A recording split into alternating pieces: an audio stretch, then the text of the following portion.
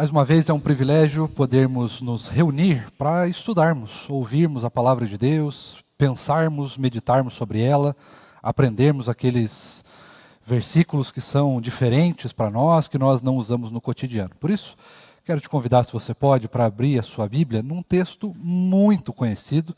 Nós vamos fazer, inclusive, uma pausa, por isso que você vai ver um texto diferente.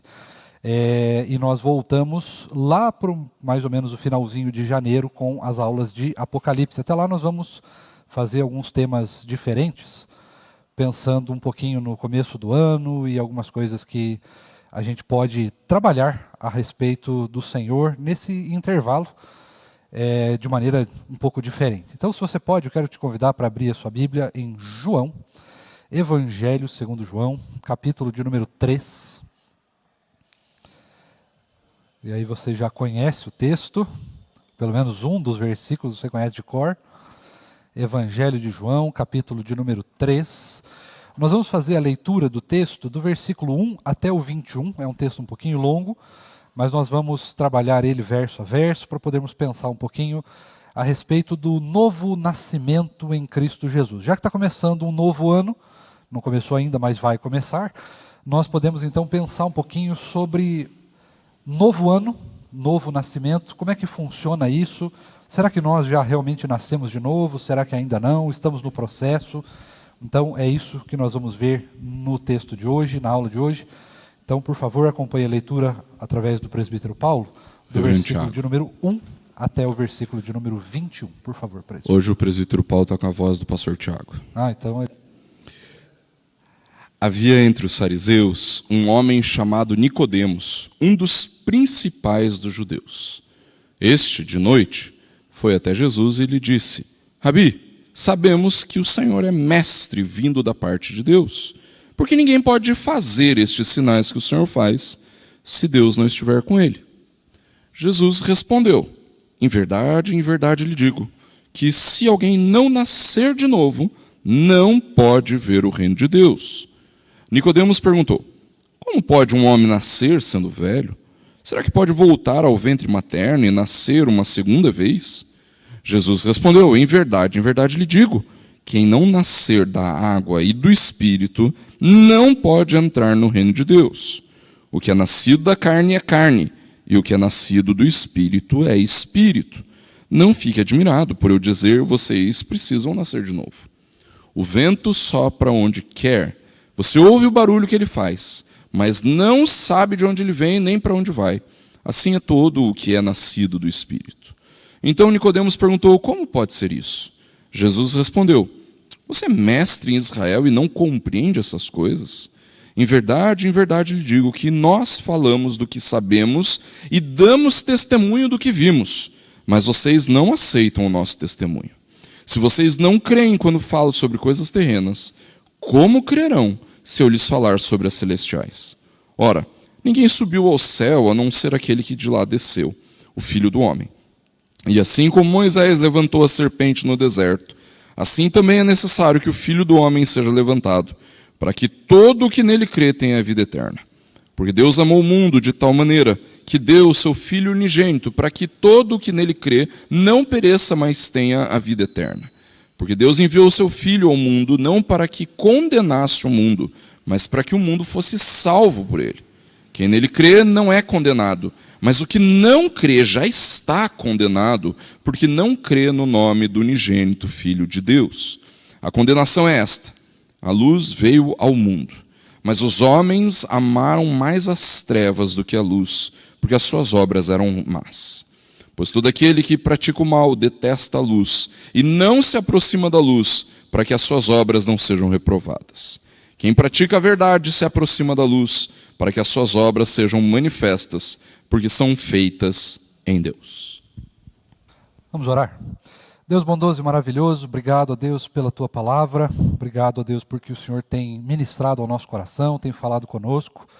E agora que vamos estudar esse texto, nós clamamos para que o Senhor tenha misericórdia de nós, que o Senhor fale conosco, que o Senhor ministre de entendimento no nosso coração, mas que o texto bíblico que nós vamos aprender, meditar e pensar sobre não seja apenas algo que fique na nossa intelectualidade, mas que a gente possa, de fato, Deus, viver tudo que está escrito aqui e testemunhar do teu imenso poder e da tua preciosa glória. Obrigado por tudo que o Senhor tem feito nas nossas vidas. Continua falando conosco, é o que nós te pedimos em nome de Jesus. Amém. Irmãos, texto de João, que foi escrito por João, né? Essas partes já estão bastante claras para nós, fica um texto bastante tranquilo para a gente pensar. Mas eu queria que você olhasse para esse texto nesta manhã de maneira um pouco diferente do que você tem olhado durante talvez toda a sua trajetória de vida, principalmente na igreja. Quando nós olhamos para um texto bíblico, é muito comum que a gente tente, de certa maneira, colocar esse texto bíblico, ou talvez encaixar esse texto bíblico na nossa vida de alguma forma. O problema é que o texto bíblico, não todos, mas este em específico, como muitos outros, ele traz para nós uma característica muito diferente daquilo que nós estamos acostumados a pensar, até mesmo do que nós estamos acostumados a fazer. O texto bíblico, ele traz para nós uma característica contraproducente. Uma característica diferente, ele parece muitas vezes ilógico. Ele não traz aquela clareza no sentido assim, 1 mais 1 igual a 2. Às vezes, 1 mais 1 no texto bíblico é igual a 11. Então a gente precisa olhar para o texto bíblico com um certo coração aberto para que nós possamos entender não apenas o sentido que está no texto, aquilo que o texto quer dizer para nós, tanto doutrinária quanto teologicamente, mas a gente também precisa entender que esse texto bíblico está refletindo algo que alguém está dizendo. Neste caso aqui do texto, o Senhor Jesus e Nicodemos, duas pessoas que estão conversando, e esta conversa ela foi relatada por uma terceira pessoa. Por isso, nós então precisamos olhar para o texto de uma maneira diferente do que nós olhamos para aquilo que nós estamos acostumados. E perceber que muitas vezes aquilo que está parecendo algo mais ilógico, aquilo que parece fora do contexto, na verdade está profundamente dentro do que Jesus está falando, ou dentro do que outro apóstolo está falando, ou de profeta, mas na realidade o que muda é apenas a linguagem que é utilizada e o contexto histórico, porque o contexto histórico é muito diferente do que nós estamos acostumados hoje. Se fosse hoje, no nosso contexto de redes sociais, por exemplo, era muito possivelmente que Jesus ia falar, Nicodemos, você está ligado que pá, né?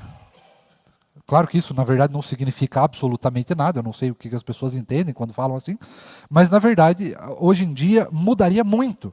E se as pessoas lessem o texto a partir da nossa linguagem de hoje, daqui uns 2000 anos, provavelmente seria extremamente diferente do que seria hoje para nós.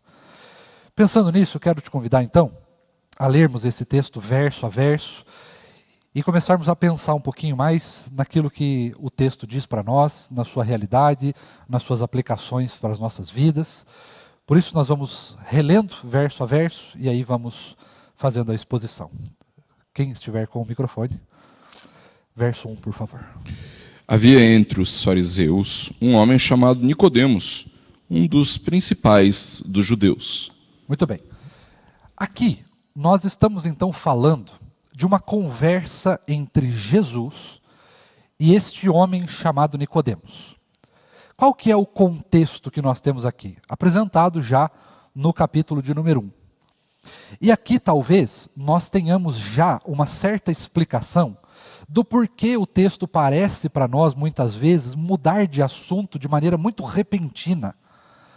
Jesus está falando sobre o novo nascimento, depois ele está falando sobre o vento, depois ele fala sobre salvação e condenação. Ele muda e parece que o texto não faz, então, sentido no que ele está tentando dizer para nós.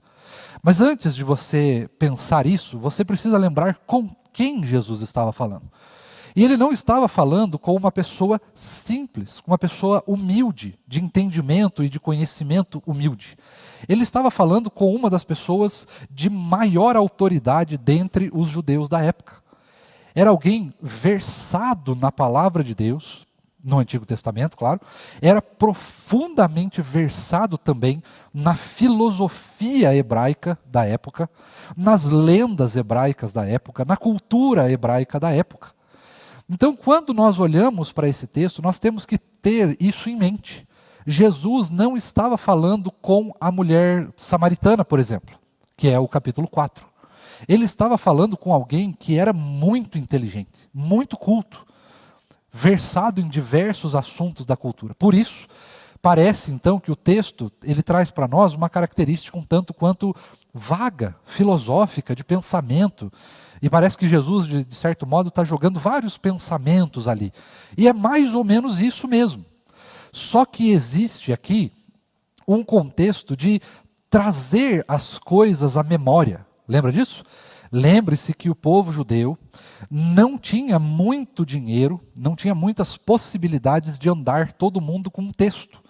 O Antigo Testamento não estava escrito ainda em papel que todo mundo podia levar para onde quisesse, todo mundo podia estudar o texto bíblico.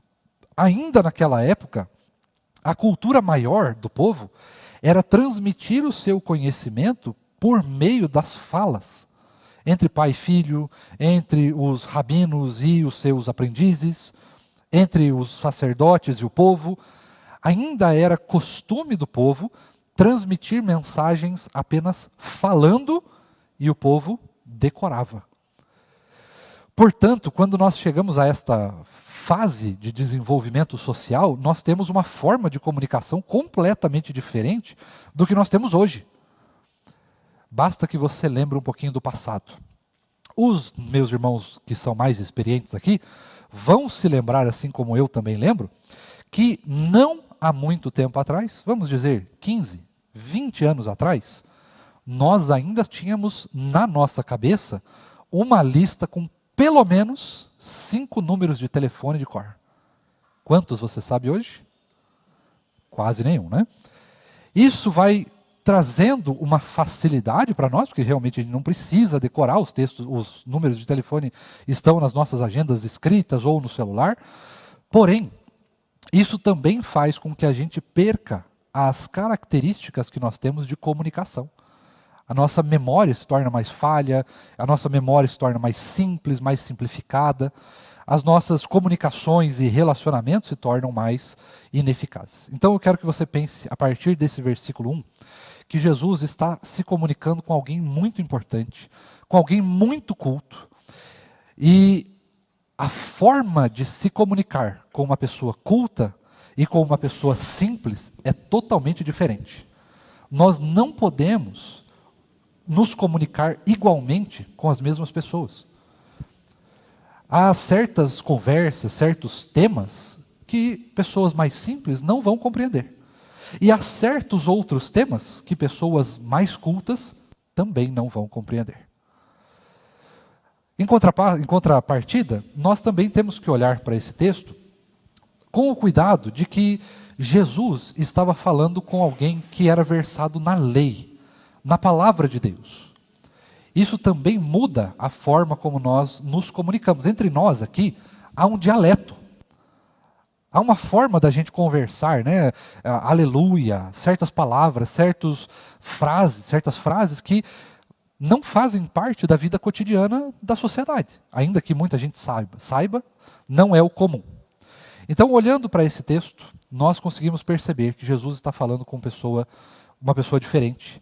E algo muito importante para a nossa aplicação aqui, e que vale para o seu coração. Todas as vezes que Jesus, Deus Pai, Deus Espírito Santo se comunicam, eles se comunicam de uma maneira pessoal. Deus nunca vai se comunicar com você, mesmo que seja através do texto bíblico, de uma forma que você não compreenda, de uma forma que você não entenda, de uma forma que você não consiga aplicar. Deus sempre vai falar, se comunicar conosco, sempre Ele vai se relacionar conosco, de uma maneira profundamente pessoal. A forma como eu oro, a forma como você ora é diferente. A forma como nós entendemos aquilo que Deus está fazendo na vida um do outro é diferente. A forma como Deus age é diferente para cada um de nós. E mesmo assim, ela é perfeitamente igual o agir de Deus em toda a história. Ou seja, por mais que Deus tenha detalhes na sua ação que é diferente para mim e para você, esses detalhes não mudam em nada quem Deus é e não podem jamais conflitar com o que está escrito na sua palavra. Se conflita, é porque tem algo errado aí. E talvez, ou muito provavelmente, não seja o Senhor que está falando com você. Ou se comunicando, ou pedindo, ou, enfim, se relacionando. Tá certo? Verso de número 2. Este de noite foi até Jesus e lhe disse: Rabi, sabemos que o Senhor é mestre vindo da parte de Deus, porque ninguém pode fazer estes sinais que o Senhor faz se Deus não estiver com ele. Certo. Aqui, eu quero que você perceba uma característica bastante interessante e peculiar do texto, que muitas vezes nós não conseguimos abordar quando estamos apenas pregando o texto. Quando que Nicodemos foi falar com Jesus?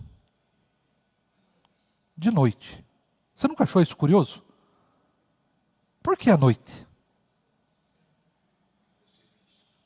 Para não ser visto. Ele precisava, de certa maneira, se camuflar, vamos chamar assim. E por quê? Porque, como sendo alguém muito importante, falar com Jesus, que também estava recebendo um certo protagonismo, haja visto que o próprio Nicodemos vai dizer: não é possível fazer estas obras, essas coisas que o Senhor faz. Ou seja, ele já tinha algum conhecimento sobre o Senhor Jesus.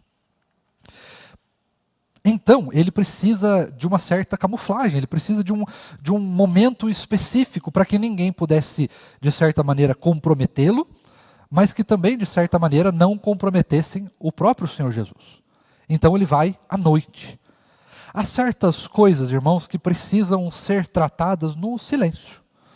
Há certas coisas que precisam ser tratadas no oculto. Quando eu digo no oculto, você não vai, por exemplo, vamos dizer assim, você tem um problema na sua vida, você está passando por uma grande dificuldade.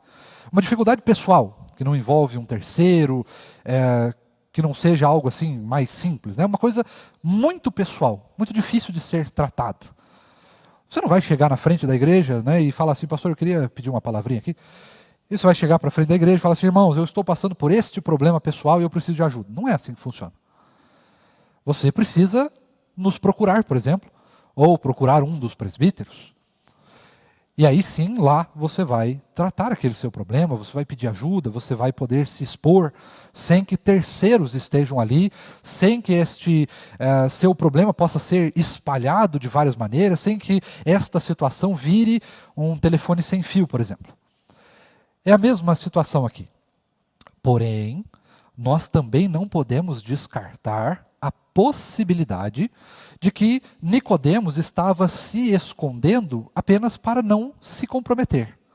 Apenas por uma questão pessoal, de que se alguém o visse falando com Jesus, ele pudesse então, quem sabe, perder o seu cargo, ou ter que se explicar, ou de repente passasse alguma vergonha, ou enfim, algo do gênero, né? Às vezes nós também temos essa característica em nós. Às vezes nós não queremos nos expor. Apenas pela vergonha, apenas porque nós sabemos que nós estamos errados, porque nós sabemos que aquilo que nós estamos fazendo não é certo, e aí nós queremos não apenas não nos expor, mas nós queremos nos esconder. E muitas vezes nós queremos também nos esconder de Deus. É curioso que Nicodemos foi procurar Jesus à noite por causa do seguinte: se ele estava tentando se esconder, ele foi falar com a pessoa errada, né? Ele foi falar justamente com quem sabia de todas as coisas. Então, se esse era o propósito dele se esconder, não deu muito certo, né?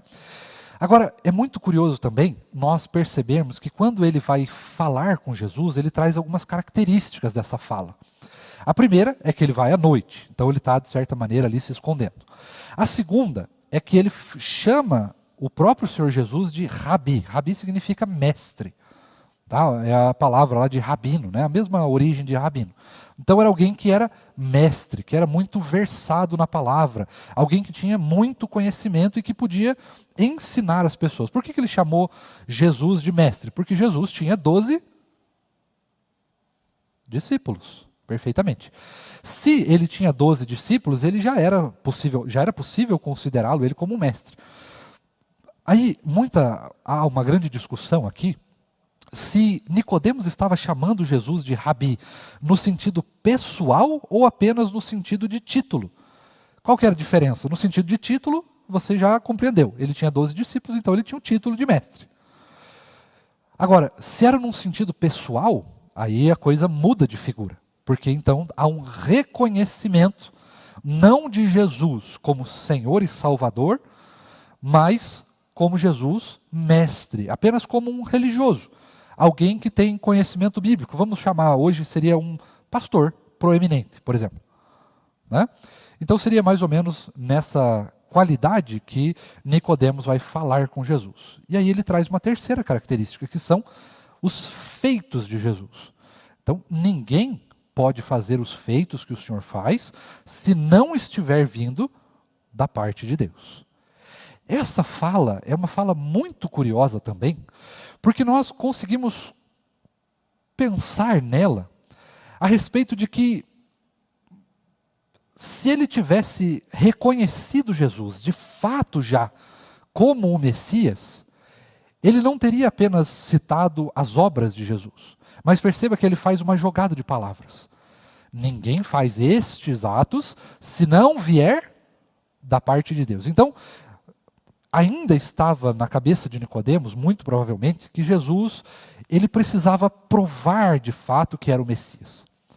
E essa jogadinha de palavras é justamente essa. Você vem da parte de Deus. Foi Deus que te enviou, como se Jesus fosse um profeta. Porque era o que o povo judeu estava acostumado. Deus mandava os seus profetas, e então esses profetas faziam milagres, eles profetizavam, eles pregavam a palavra. Era assim que funcionava. Na cabeça de Nicodemos era muito provavelmente isso que estava acontecendo. Jesus era um profeta, um grande mestre, alguém que tinha assim uma certa versalidade na palavra, mas não era de fato o Messias. Ou talvez ele estava tentando verificar se de fato ele era o Messias. Então há essa jogada ainda de palavras no versículo de número 2. Mas eu quero convidar você para continuarmos lendo o versículo de número 3 agora. Jesus respondeu: em verdade lhe digo, que se alguém não nascer de novo, não pode ver o reino de Deus. Olha que coisa, você lembra que eu te falei de que às vezes parece que o texto bíblico ele não é contínuo, ele parece meio ilógico, uma coisa sem pé nem cabeça? E é talvez por isso que muita gente às vezes acaba dizendo: poxa, eu leio a Bíblia, mas eu não entendo a Bíblia. Tem um pouco disso, né? Veja que Jesus, ele muda completamente o assunto. O texto saiu de um lado, de uma crescente que estava indo, e ele foi para outro lado completamente diferente, pelo menos aparentemente. A verdade, irmãos, é que o texto bíblico, ele traz para nós essa característica de clareza. Clareza em quem? A clareza aqui não é a nossa clareza. Não é aquilo que nós achamos, não é a nossa percepção doutrinária, teológica do texto bíblico, nem tampouco da hermenêutica do texto.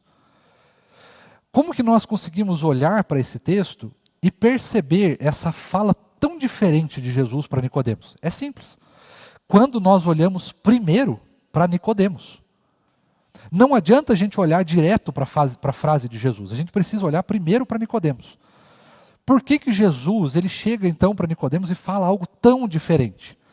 Porque justamente Nicodemos estava ali para fazer uma espécie de verificação, de aproximação de Jesus.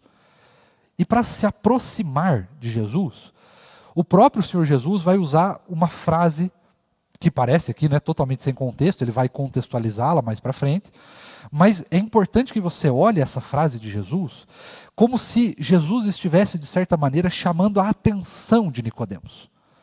usando de um artifício de linguagem para que você pudesse ficar mais atento. Sabe como? Seria mais ou menos assim. Imagine, por exemplo, que duas pessoas estão brigando por um copo d'água. As duas estão com sede, tem um copo d'água em cima da mesa, e elas estão disputando quem é que vai ficar com aquele copo d'água. E aí chega uma terceira pessoa, as duas pessoas discutindo ali, falando alto e tal, uma apontando o dedo para a outra, e chega uma terceira pessoa e fala assim: queridos, olha ali o passarinho. E aí os dois olham o passarinho, a pessoa pega a água e sai correndo. É mais ou menos isso. Você desestimula aquilo que está em voga, aquilo que está se querendo produzir, aquilo que está querendo ser falado, para falar aquilo que de fato importa, para cativar aquela pessoa. Vamos trazer, por exemplo, para o pecado.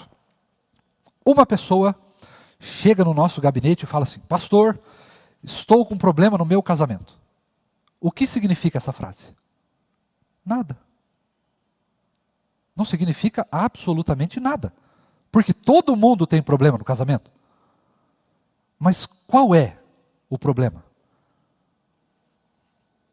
Deu para entender? Quando nós olhamos, então, de uma maneira direta, nós vamos provavelmente perder a atenção daquela pessoa. Quando nós colocamos algo diferente, nós então trazemos a atenção daquela pessoa para outro foco.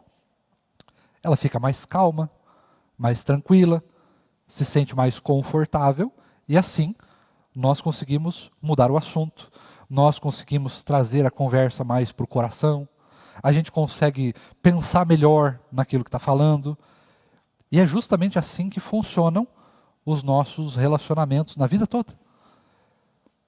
Não dá para a gente ser direto em tudo. A gente às vezes precisa fazer umas voltas, precisa tirar o pé um pouquinho do acelerador. Às vezes a gente precisa voltar atrás um pouquinho. Às vezes a gente precisa ficar quieto um pouquinho, às vezes a gente precisa falar mais. Às vezes a gente precisa mudar a forma como nós abordamos as coisas. E assim nós conseguimos maior atenção, nós conseguimos mais sabedoria, mais discernimento, mais profundidade. E é exatamente isso que Jesus está fazendo. Ele está tirando aquela conversa de elogios, aquela conversa política, politizada, aquela conversa erudita, aquela conversa cheia de boas falas, de bons textos, de bom contexto, numa proposta de amizade. E ele está trazendo aquilo para outro foco. Mudou o foco da conversa. E o que Jesus está propondo com esse outro foco da conversa? Está tirando a conversa daqui, da cabeça, da mente, das palavras. E ele está trazendo a conversa para o coração. Ele está trazendo Nicodemos para perto dele, falando sobre algo que Nicodemos não entenderia.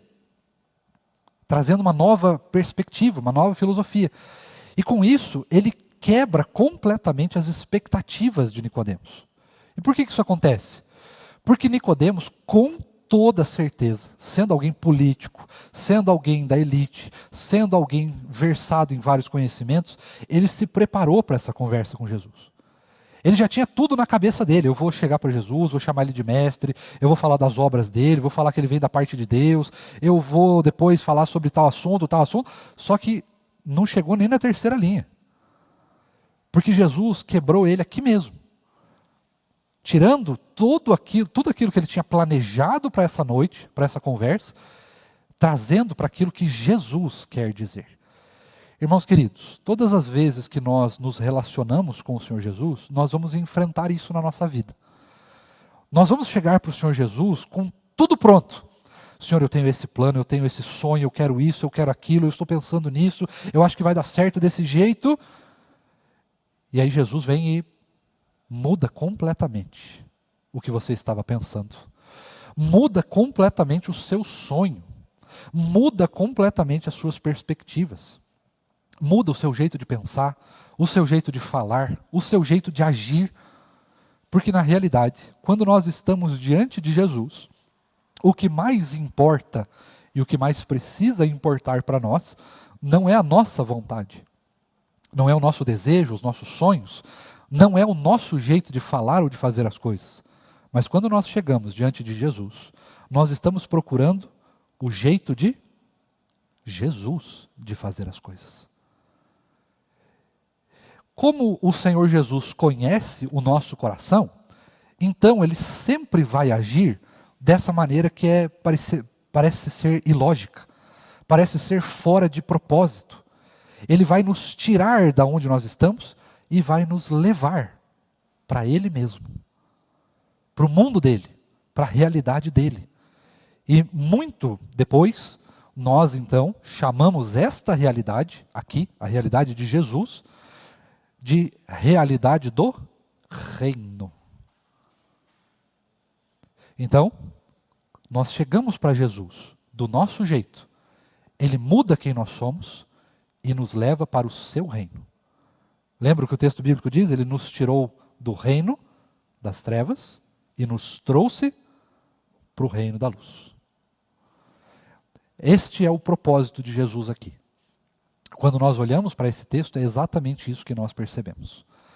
O Senhor Jesus tira Nicodemos da sua zona, do seu espaço, do seu ambiente, do seu lugar e leva para onde Jesus está, não para onde Nicodemos queria ir. Deu para entender? Verso de número 4, por favor. Nicodemos perguntou: como pode um homem nascer sendo velho? Será que pode voltar ao ventre materno e nascer uma segunda vez? Olha que legal aqui. Perceba que nesse texto há uma coisa muito estranha. Em momento nenhum você vê o Nicodemos questionando a fala de Jesus. Ele não fala assim: Senhor, mas peraí, por que o senhor está falando isso? Eu não entendi. Qual que é o propósito dessa conversa? Eu estava falando de uma coisa e o senhor mudou de assunto? Percebe que em nenhum momento há isso?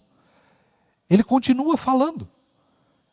Ele segue a toada de Jesus, ele segue exatamente aquilo que Jesus estava propondo, a conversa que Jesus propôs. Percebe como a conversa é bastante diferente do que é para nós hoje, e por isso muitas vezes nos causa uma certa estranheza? Provavelmente se fosse nós, e a pessoa, nesta situação, sem o conhecimento do novo nascimento, sem a gente saber do que nós sabemos hoje, se alguém chegasse para a gente e falasse dessa maneira, a gente com certeza ia ficar perdido. E a gente, senhor, eu não entendi, como assim nascer de novo? Eu boiei aqui, né? Buguei aqui, tá fora, não entendi. Mas Nicodemos não, ele continua a conversa. Talvez por um aspecto filosófico de Nicodemos, talvez por curiosidade, talvez porque ele de certa maneira tinha algum conhecimento sobre o novo nascimento. Podemos especular várias coisas. Mas qual que é o motivo da nossa aplicação aqui? Quando nós olhamos para esse texto, é exatamente o que eu falei no versículo de número 3. Quando nós estamos diante de Jesus, Ele nos leva para o seu reino. Ele nos leva para a sua conversa. Ele nos leva para o seu jeito. Ele nos leva para a sua forma, para os seus sonhos. Ele nos tira do nosso lugar e nos leva para esse lugar diferente. E não há questionamento. Não há medo, não há receio, não há dificuldade. Nós vamos seguindo o Senhor Jesus, porque esta é a realidade do reino. Quando nós estamos diante do Senhor Jesus, por meio daquilo que muitos e muitos séculos depois, João Calvino vai traduzir como graça irresistível, todas as vezes que nós estamos diante de Jesus, é essa graça que nos leva para Ele. Nós não conseguimos resistir a Jesus. A gente não consegue olhar para Jesus, estar diante dele e permanecer do mesmo jeito. Não dá. Essa possibilidade ela é muito remota. E ela só funciona, e nós vamos perceber isso mais para frente, ela só funciona para aqueles que não creem em Jesus, para aqueles que não o recebem, para aqueles que não o conhecem, para aqueles que não querem conhecer, para aqueles que são declaradamente contrários a Jesus. Estes não é dado esta oportunidade. Mas essa oportunidade foi dada para nós. Você que está aqui hoje porque você passou por esta experiência. Esta mesma experiência de ser chamado por Jesus. Talvez você hoje não entenda o porquê. Você não entende as condições. Você não consegue compreender os propósitos. Você não consegue compreender as variáveis de tudo isso. Mas você consegue compreender que você está aqui hoje, você está na fé, você crê em Jesus, você dobra o seu joelho para orar, você lê a palavra, você vem para a igreja, você dá o dízimo, dá a oferta, você trabalha na igreja, você serve ao Senhor, você ajuda o próximo, você tem compaixão, você segue a palavra. Não porque você quer, mas porque tem alguma coisa, uma força, alguém, uma coisa magnética, alguma coisa diferente, que mesmo contra a sua vontade, te faz continuar em frente, continuar crendo, continuar se deleitando na palavra, continuar se deleitando em Deus. Mesmo diante dos sofrimentos, mesmo diante de intempéries da vida, mesmo diante de qualquer circunstância, você continua em frente. Eu tenho certeza, assim como eu, que muitos de nós aqui, talvez já tenham pensado alguma vez se existe algo diferente do Evangelho. Talvez já tenham pensado até mesmo em desistir, em último caso, tenham pensado em deixar o Senhor Jesus, ou tenham passado por algum momento de frieza ou de esfriamento espiritual. Todos nós vamos passar por isso. Se não passamos, iremos passar, ou todos nós já passamos por isso. Ora mais leves, ora mais difíceis, mas todos nós passamos por questões assim. A questão é que nós não desistimos. Nós estamos aqui. E nós estamos aqui não apenas porque nós queremos e apenas porque nós queremos. Mas nós estamos aqui por esta força, por esse dom, por esta graça, por este milagre que Jesus faz nas nossas vidas. É o Senhor Jesus que nos chama, que nos capacita e que nos permite, que nos dá todas as condições para continuarmos em frente. Porque se fosse por nós mesmos, a primeira frase de Jesus, contrária, nós já teríamos ido embora. Nós teríamos ficado sem entendimento. Nós teríamos simplesmente falado assim, não entendi. E talvez nem quero entender. Mas nós continuamos em frente, assim como Nicodemos seguiu. Continuando numa conversa que parecia não ter pé nem cabeça, parecia não ter lógica. Mas ele seguiu. E ele seguiu porque nós também seguimos. Não porque a conversa é ilógica. Não porque ela está fora de contexto. Não porque não dá para entender. Mas porque quem está falando é Jesus. Deu para entender? Verso de número 5. Jesus respondeu: em verdade lhe digo, quem não nascer da água e do Espírito não pode entrar no reino de Deus. Então aqui, o Senhor Jesus ele vai fazer então uma explicação. Ele vai começar a dar contexto para aquilo que ele estava falando. Primeiro ele tirou Nicodemos daquela zona onde ele estava, daquela conversa inicial que ele estava prevendo, e trouxe para o campo de Jesus. Então agora, o Senhor Jesus vai começar a explicar para Nicodemos o que ele queria com essa conversa. Né? Você já pensou no nosso evangelismo, missões que a gente faz? A gente chega para uma pessoa e fala assim, você crê em Jesus? Muito óbvio, né? Muito claro. É comum de todos nós começar por aí. Mas o que Jesus faz é totalmente diferente, você percebe? Ele tira a pessoa daquela zona e aí ele vai trazer para uma outra questão, para um outro significado. Não vai ser muito direto. Às vezes quando você é muito direto, a pessoa já está blindada com aquilo. Ela já sabe o que você vai dizer, ela já sabe o que dizer contrário àquilo, ou para te deixar alegre, alguma coisa assim, né? Ou quando você chega para alguém e fala assim, olha, vamos lá na igreja comigo, a pessoa, não, é festa de fim de ano, né? Natal, Ano Novo, depois eu vou viajar. Ou, é que eu não sou muito fã de igreja, né? Pastor rouba, as pessoas fazem umas coisas meio assim, tem muito grito, o que mais? Enfim, eles vão inventar um monte de desculpa. Então, essas desculpas, elas já são claras para todo mundo. As pessoas já sabem o que dizer para a gente. Ou para nos ofender, ou para nos manter assim, realmente, poxa, é verdade, né? Faz sentido até o que a pessoa está dizendo. Agora, quando é Jesus que fala, a conversa muda. Por que muda? Porque Jesus não está nem um pouco interessado em conversar a partir da nossa perspectiva. Ele está interessado em conversar a partir do nosso coração, do mais profundo do nosso ser. E é por isso que ele faz isso com Nicodemos, é por isso que ele faz isso com a mulher samaritana no capítulo 4. É por isso que ele faz este movimento diversas vezes, inclusive com os seus discípulos, por meio das parábolas.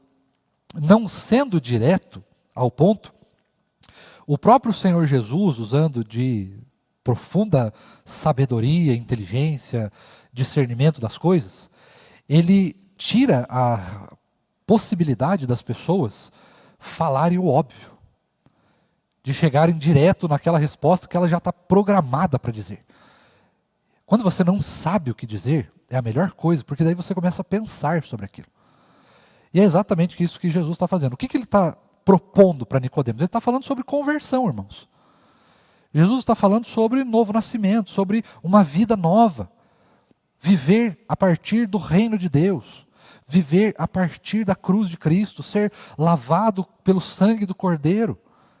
Ele está propondo uma conversa sobre conversão. E para esta conversa sobre conversão, ele então traz este entendimento que nós temos hoje a partir do novo nascimento, dessa proposta que é ao mesmo tempo revolucionária, mas ao mesmo tempo é extremamente simples. O que Jesus está querendo dizer não é novo nascimento, a gente já sabe disso. Ele está simplesmente dizendo que nós precisamos começar de novo. Só que nós não temos condições de começar de novo, a não ser que seja pelo poder de Deus. É o poder de Deus que opera em nós, e aí sim, nós somos refeitos, reconstituídos. Não em corpo, mas em espírito. A nossa forma de pensar, de falar, de agir, muda. Não é o nosso corpo que muda. Não é a nossa figura corpórea, mas é o nosso ser, a nossa identidade, a nossa profundidade, a nossa alma. É o que está dentro de nós. É quem de fato nós somos. Internamente. Esta é a conversa de Jesus, é isso que ele está propondo conversar com Nicodemos. Só que ele não faz isso de uma maneira óbvia. Ele não chega direto ao ponto, olha, Nicodemos, o negócio é o seguinte, eu sou Jesus, eu sou o Messias, e eu vou fazer as pessoas nascerem de novo, e você tem que nascer de novo. E nascer de novo significa que você tem que negar a si mesmo, tomar a sua cruz, me seguir, e a partir disso, eu vou então te capacitar a viver uma nova vida, uma nova realidade, uma nova forma de pensar, de falar, de agir. E até de crer, né? Ele não chega direto ao ponto, ele não vai no óbvio. Porque o óbvio, neste caso aqui, quando a gente fala de conversão, nem sempre é o melhor. Às vezes a gente precisa pensar, meditar. A gente precisa de profundidade. Sabe por quê? Por uma questão muito simples. Quem é Jesus, irmãos? Quem é Jesus? É um ser humano? Porque se for só um ser humano, então não faz sentido a gente pensar. A gente pode simplesmente ouvir o que ele tem para dizer, aceitar e pronto. Como a gente faz com muito político. A pessoa fala, vira para a esquerda, a gente vira. Vira para a direita, a gente vira. Sobe para cima. Não dá para subir para cima, né? Porque a gente já está subindo. Mas se um político falar sobe para cima, a gente vai dar um jeito de subir para cima. Ou de descer para baixo. É um ser humano, não precisa pensar. A pessoa fala, você vai lá e faz. E ponto. Com Jesus, não. Quem é Jesus? É o Filho de Deus.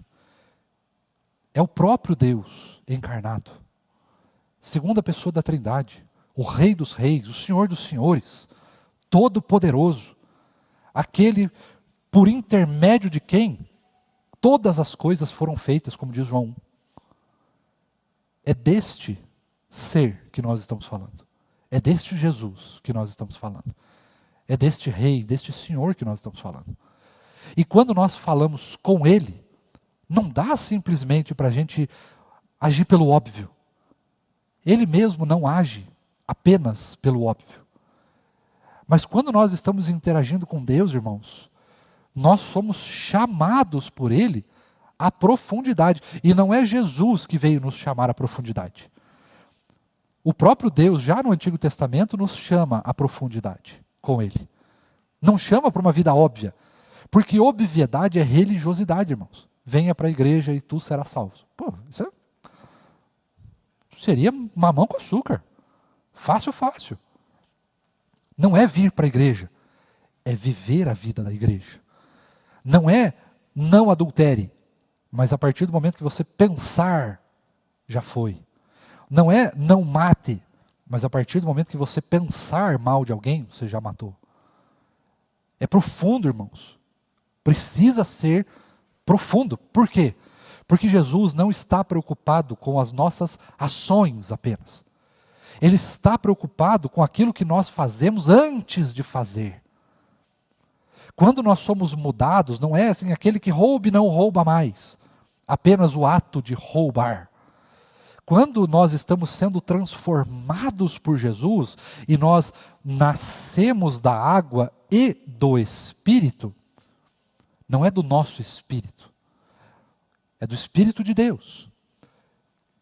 É da limpeza de Deus, é da profundidade de Deus que nós nascemos de novo. E quando nós nascemos desta profundidade de Deus, nós estamos falando que Deus vai mudar não as nossas ações, mas Ele vai mudar o motivo das ações. É o que está antes das ações, interno, profundo. E já no Antigo Testamento a gente consegue ver isso se nós lermos somente o Salmo de número 1. Bem-aventurado o homem que não anda no caminho dos ímpios, não se detém no caminho dos pecadores, nem se assenta na roda dos escarnecedores. Antes tem o seu prazer na lei do Senhor e na sua lei se aprofunda de dia e de noite. Essa é a ideia. Meditar não é passar tempo. Meditar é profundidade. É ler a palavra e pensar essa palavra. Meditar nela, trazer ela para a nossa vida, para o nosso contexto, para aquilo que nós estamos vivendo, é perceber o que Jesus está dizendo, é colocar isso nas nossas vidas, é perceber se a gente já viveu aquilo, se nós estamos vivendo aquilo. É sempre nos aprofundarmos cada vez mais. É isso que significa nascer da água e do Espírito. Essa é a conversa que Jesus está propondo para Nicodemos. Uma conversa profunda, intelectual, filosófica. Uma conversa do coração. Uma conversa que você tem que pensar. Que você tem que ir além de você mesmo. E quando nós vamos além de nós mesmos, o que sobra para nós quando nós vamos além? Qual é a única coisa que nós encontramos além de nós mesmos? O próprio Senhor Jesus. Deu para entender?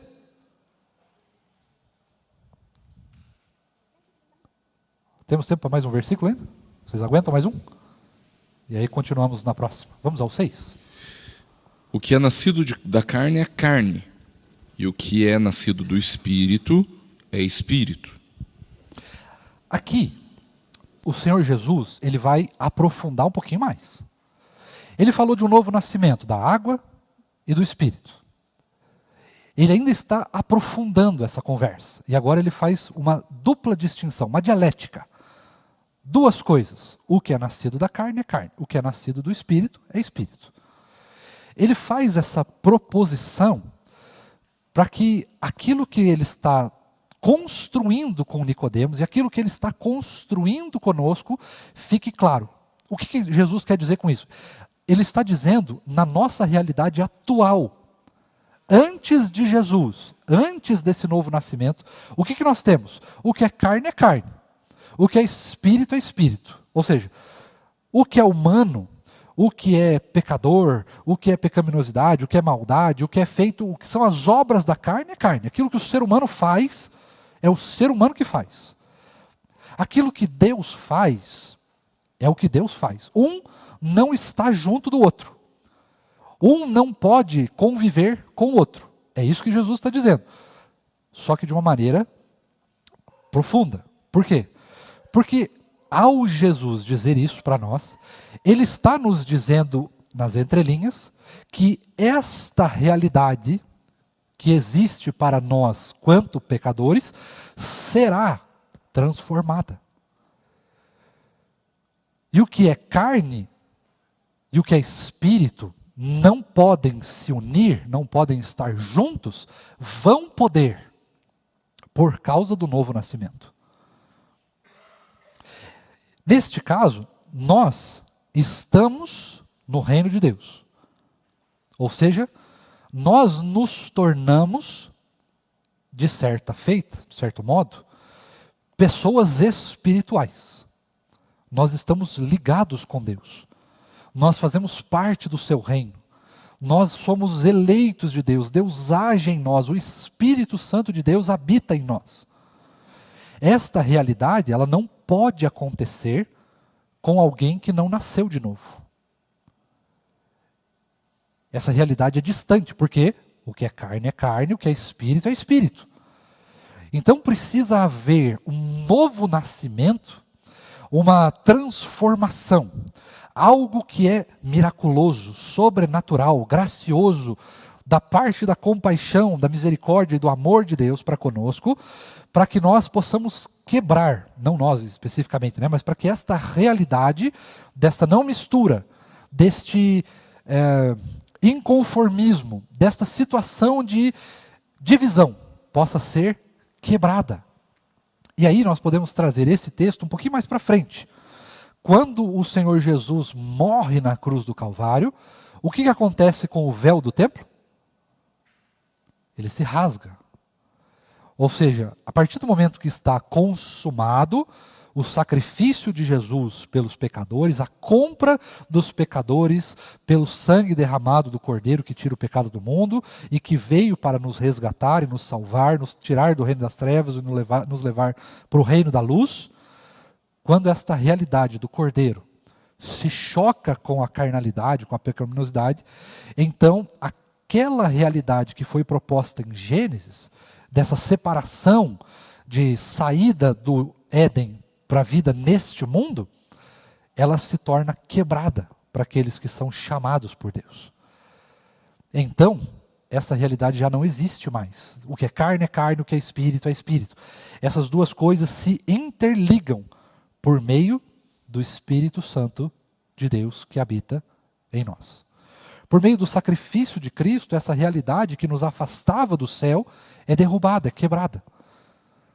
Então, é lógico que Jesus não está dizendo isso nesse texto, Ele vai dizer isso conforme o texto avança, falando sobre salvação. Mas é essa realidade que a gente precisa entender que existia naquela época. E Nicodemos entendia essa realidade, porque ele conhecia muito bem de Gênesis. Na verdade, ele sabia Gênesis de cor, porque esse é um dos pré-requisitos para você passar pelo Bar Mitzvah. Lembra aos 12 anos que os meninos vão até o templo, o próprio Senhor Jesus vai fazer isso? E ele fala lá com os mestres da lei, e eles ficam impressionados com ele. Havia naquela época uma obrigatoriedade de que, especificamente aos 12 anos, os meninos deviam chegar no templo e eles tinham então que recitar a Torá, ou seja, os 5 primeiros livros da Bíblia de cor.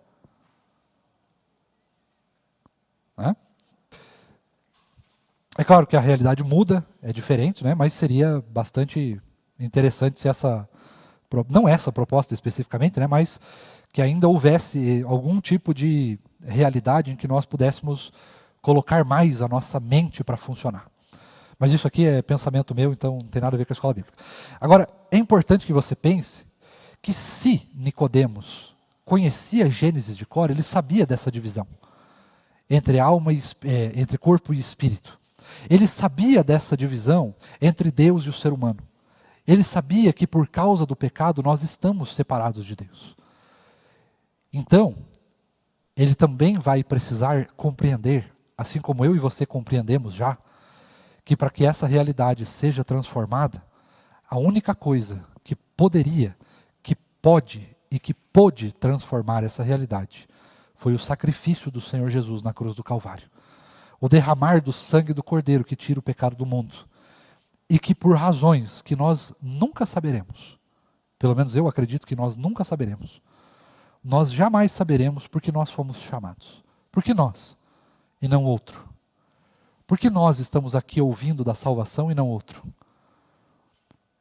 Porque nós, pecadores, fomos chamados. E nós somos pecadores. Você sabe o mal que você faz, eu sei o mal que eu faço, eu sei o que eu penso, você sabe o que você pensa, nós sabemos o que a gente fala, nós sabemos o que a gente faz. Por que nós? Nós estamos aqui, única e exclusivamente pelo amor de Cristo Jesus. Pelo amor de Deus. Não por nós. Não por obras. Não por benefícios, não por nada. Nós não sabemos por que nós estamos aqui. Porque o amor de Deus não precisa de explicações. Ele apenas é derramado para aqueles a quem Ele quer. Deu para entender até aqui? Vamos abrir para perguntas e comentários. E na semana que vem nós continuamos o texto bíblico. Fiquem à vontade. Se alguém tiver perguntas ou comentários, levante uma das suas mãos. O microfone chega até você e aí você pode falar.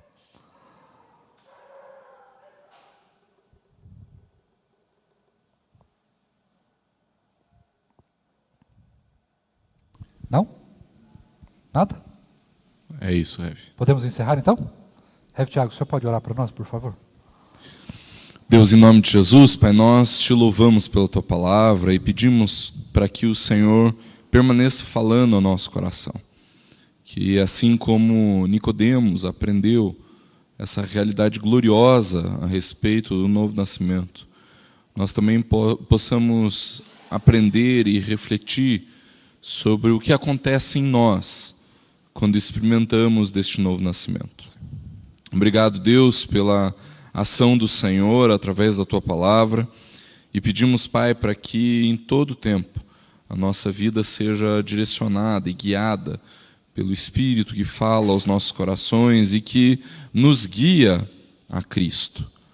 Opera em nós, Deus, a verdade. Age em nós com a verdade e faz com que nós possamos nos regozijar na Tua palavra, que é a verdade. Opera nas nossas vidas. Nos dá um excelente domingo na Tua presença, que nós possamos viver tudo aquilo que ouvimos e aprendemos aqui, e que o Senhor, pela Tua graça, traga transformação de vida aos nossos corações. Age em nós. É o que nós te pedimos, em nome e para a glória do Senhor Jesus. Amém. Amém. Que Deus assim nos abençoe.